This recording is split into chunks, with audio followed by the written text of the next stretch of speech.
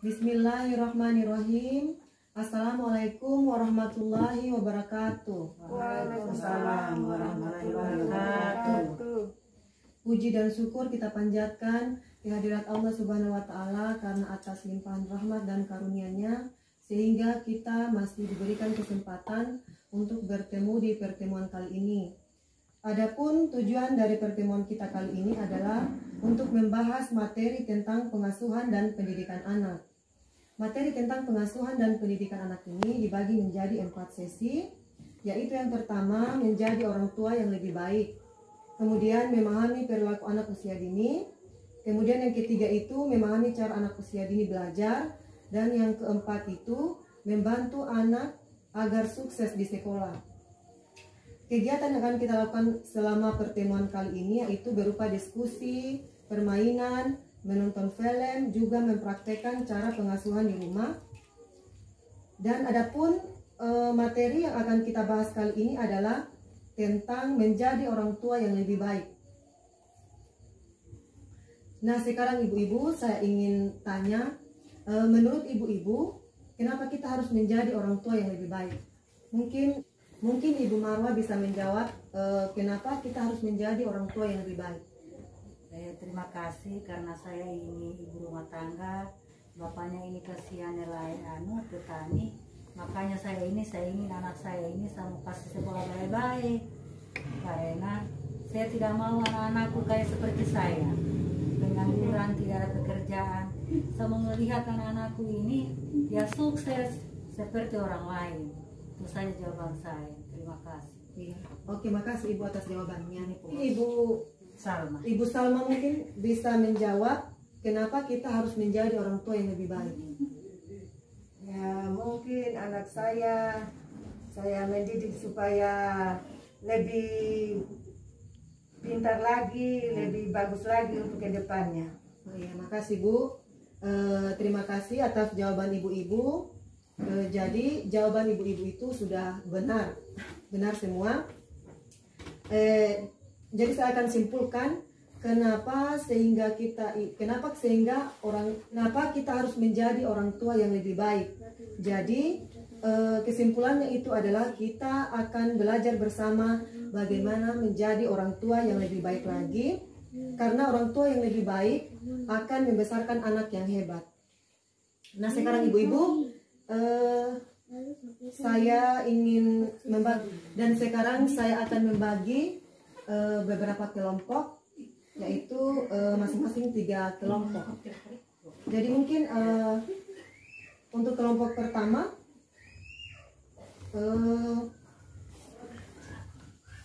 mungkin kelompok Ibu Marwa ada yang disampaikan 1 atau 2 hal yang paling membahagiakan dan 1 atau 2 hal yang paling menyulitkan yang dirasakan sebagai orang tua. Yang paling membahagiakan itu pada saat mengasuh mereka dan kita lihat perkembangan mereka setiap saat. Dan paling menyulitkan juga ini masalah biaya pendidikan. Paling menyulitkan ini kasihan pada saat kita mengasuh sendiri. Kadang bapaknya tidak ada, pergi bekerja, pergi bertani. Kita di rumah sendiri. Apalagi kalau banyak anak, yang satu ini minta itu. Kakak-kakaknya ada tapi masih kecil-kecil. Saya ini kan rapat sekali anakku. Itu yang paling menyulitkan. Yang paling membahagiakan bisa juga ada yang kakak-kakaknya, kalau ada yang bisa juga kita suruh. Itu saja, Bu. Terima kasih. Oh iya, makasih Bu atas jawabannya. Jawabannya itu sudah sangat benar.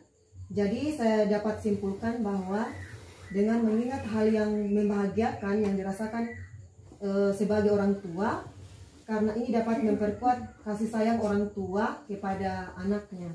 Kemudian selain itu kita harus juga berbagi dan berdiskusi antara ayah dan ibu mengenai masalah atau tantangan dalam mengasuh anak, sehingga bisa lebih ringan dalam menghadapi masalah yang ada. Dan topik diskusi selanjutnya itu memahami pentingnya menyamakan perkataan dengan perbuatan sehingga orang tua. Jadi saya mohon ibu-ibu semuanya untuk berdiri. Di sini kita akan bermain terbalik. Mungkin silakan berdiri ibu-ibu. Kita tahuan kalian ada pakai juga tuh balik ya. Kalau misalnya saya bilang kepala, pundak, lutut, kaki, apa yang kalian lihat ikuti gerakan saya. Saya mulai ya. Kepala, pundak, lutut, kaki, lutut, kepala, pundak, lutut, kaki, lutut, kaki, kepala, pundak, lutut, kaki, lutut, kaki, kepala, pundak, lutut, kaki, lutut, kaki, kepala, pundak, lutut, kaki, lutut, kaki, kepala, pundak, lutut, kaki, lutut, kaki. Mungkin itu saja. Kita duduk kembali, Bu.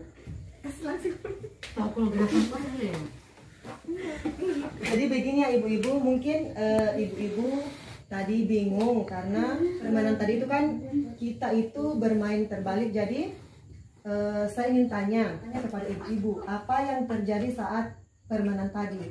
Bagaimana perasaan ibu-ibu ketika saya menyebutkan satu bagian tubuh, tapi pada kenyataannya saya memegang tubuh yang berbeda? Mana yang ibu-ibu ikuti? Apakah suara saya atau gerakan saya? Mungkin Ibu Marwa mungkin bisa saya tadi saya melihat gerakan. Saya tidak melihat saya mengikuti gerakan ibu. Bukan suara. Bukan suara. Nah, kalau ibu mungkin bagaimana Bu?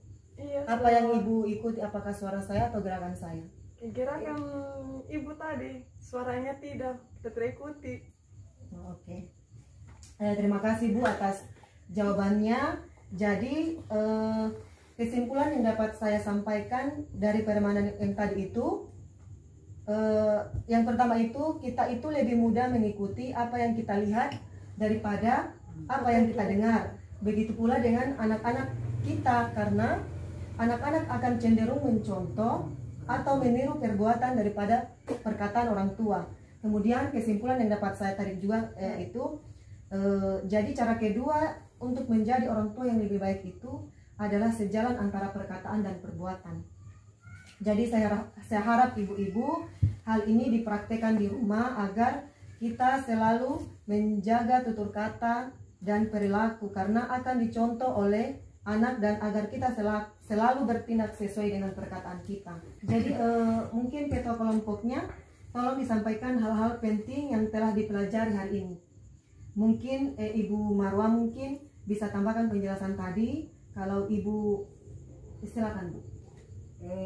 Kesimpulan hari ini yang saya dapat, yang pertama tadi tentang apa yang kita ajarkan, apa yang orang tua lakukan itu akan dilakukan juga oleh anak kita. Seperti perkataan kita, kalau kita bicara kasar atau bicara tidak bicara kasar lah, maka anak-anak di rumah itu akan mengikuti juga apa yang kita bicara kasar juga. Sehingga tutur kata itu sangat penting bagi kedua orang tua di dalam keluarga, sehingga anak-anak akan menjadi contoh juga untuk mereka. Itu saja. Terima kasih Bu. Jawaban Ibu sudah sangat bagus. Mungkin Ibu Kia mungkin bisa melanjutkan. Perkataan harus sejalan dengan perbuatan agar anak kita mencontoh lebih baik lagi. Terima kasih Bu atas jawabannya. Iya. Jadi untuk itu ibu-ibu kita harus ingat bahwa mengasuh anak adalah tugas bersama antara ayah dan ibu. Oleh karena itu saya minta kepada ibu-ibu untuk disampaikan kepada suaminya apa yang telah dipelajari hari ini.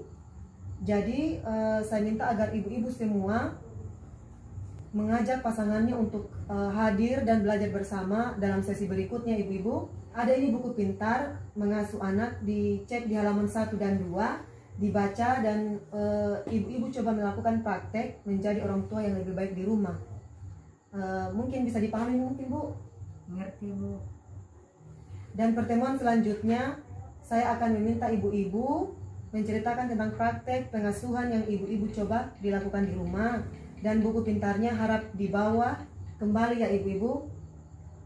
Jadi ibu-ibu saya harapkan agar ibu-ibu mau mencoba melakukan praktek pengasuhan bersama pasangannya, karena ayah dan ibu memiliki tanggung jawab yang sama, meskipun ibu yang mungkin lebih banyak berperan dalam pengasuhan sehari-hari, namun peran ayah sangatlah penting dalam kehidupan anak dan memberikan pengaruh yang berbeda terhadap anak. Kasih sayang dari seorang ayah yang ditunjukkan dalam sikap, perilaku, dan tutur kata kepada anak akan membantu anak meningkatkan kemampuan sosial dan kemampuan akademik di sekolahnya. Jadi saya harap dalam pengasuhan anak perlu kerjasama antara kedua orang tua. Mungkin itu saja yang bisa saya sampaikan pada pertemuan kali ini. Terima kasih atas kesediaan ibu-ibu untuk hadir mengikuti sesi ini, dan saya ucapkan terima kasih banyak.